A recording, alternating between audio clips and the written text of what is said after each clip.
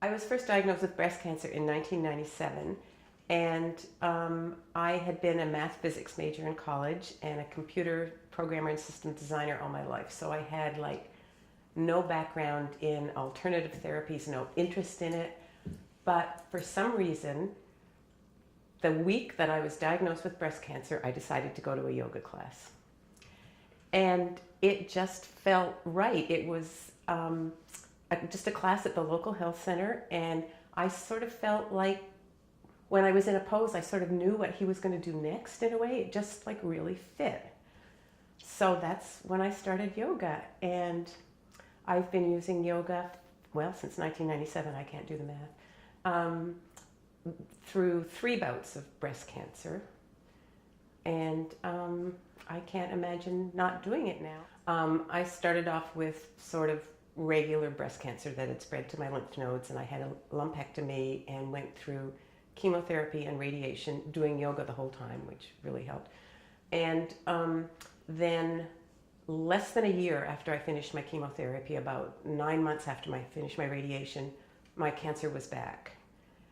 So I had a mastectomy, and they wanted to do more treatment, and it just seemed to me that since that's sort of, in some statistics, that's a death sentence if your cancer comes back that quickly. Although, as we all know, the cancer statistic bell curve is slanted the wrong way. But I just decided that it hadn't worked the first time, so I was going to hold off on any more chemo or radiation until I felt I really needed it. I would keep it in reserve.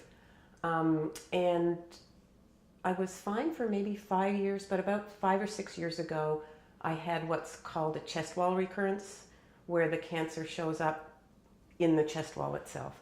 And again, it was just a little cancer that they surgically removed. They wanted to do radiation. I said, no, thank you. And now I just cross my fingers and hope for the best. But I have this theory that, in my case anyway, that cancer is a sort of chronic disease, and that my immune system has some ability to fight it, and I can at least maximize my immune system. So that's my sort of premise at the moment.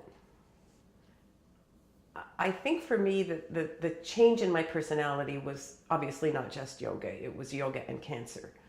And so you have this axe hanging over your head, and you have it, and I mean, we all know we're going to die, but we don't really believe we're going to die.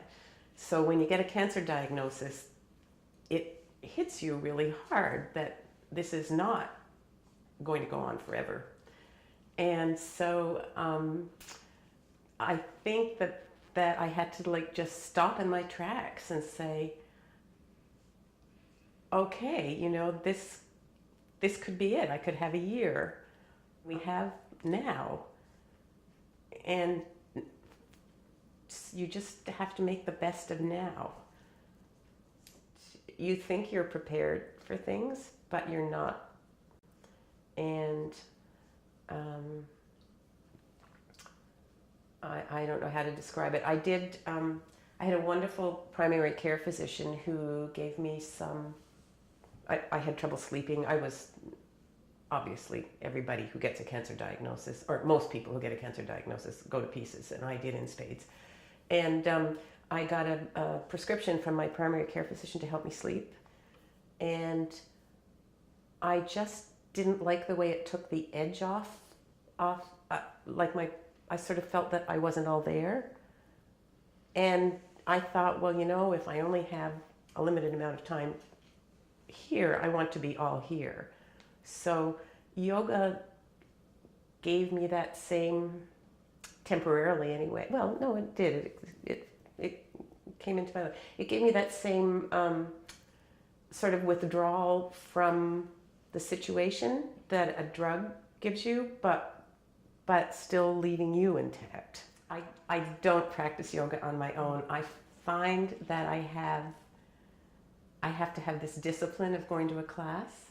I love the class. I love coming to a class, and the nice thing about a class is I sort of put my mind in neutral, and the teacher is completely in charge, and there's no distractions. Nothing can happen. The dog can't bark. It's just time for myself. I was a really intense person before I got cancer. One of my children said to me, "Mom, cancer was the best thing that ever happened to you." But it's made me appreciate all that I have, and so I'll do things now that I would never have done before, like when I'm stopped in a traffic jam by myself, instead of getting, tense and upset, I'll just do some yoga breaths and think how glad I am to be alive. Most of the time, not all the time. How glad I am to be alive. It's just such a gift. And so yoga helped me with that. I mean, I was coming from a very aggressive, intense personality to being able to appreciate what I have. I had always, I had gone through most of my life looking ahead all the time instead of appreciating the here and now. So that's really what cancer and yoga have done. And it is a gift in a way. I mean, I don't know why it couldn't have been like that from the beginning, but everybody has different personalities and you have to sort of, learn. For me, yoga wouldn't have become important without the cancer, because it was the combination of the two that I felt I needed a way to deal with the horrible mental anguish of cancer. I mean, it's for me anyway, it was horrible. I can't count on my body not to betray me. But bodies are going to betray us all in the end. It's just a question of enjoying what you have and making the most of it. It was interesting when I was going through chemo and radiation, but especially chemo when it was so physically uncomfortable. Excuse me. I would think about slicing time into little slices, and every little slice was something you could manage. It's like the calculus of cancer, I call it, because I'm a math major. And so you can slice time into these little pieces, and every piece of time is manageable. So, I mean, most of the time. And so that's sort of what yoga's like. Yoga is this like piece of time that's peaceful and good. Well, one yoga class that I really remember was on 9/11. Somebody called me and said, turn the TV on. I was working at home. And I turned the TV on and saw this horrible thing unfolding. And I think the yoga class was at noon.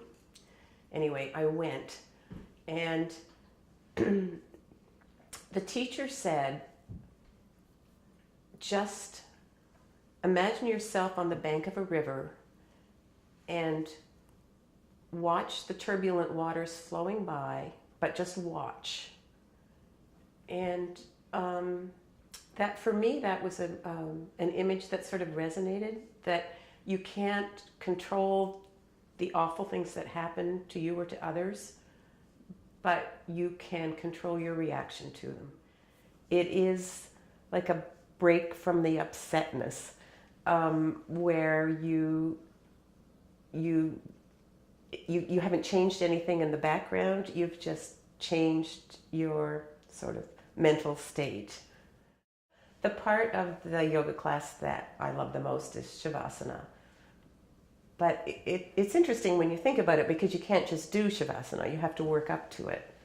And so just coming in here and lying on the floor would not do it. So you have the whole progression to get to the point where Shavasana feels so good.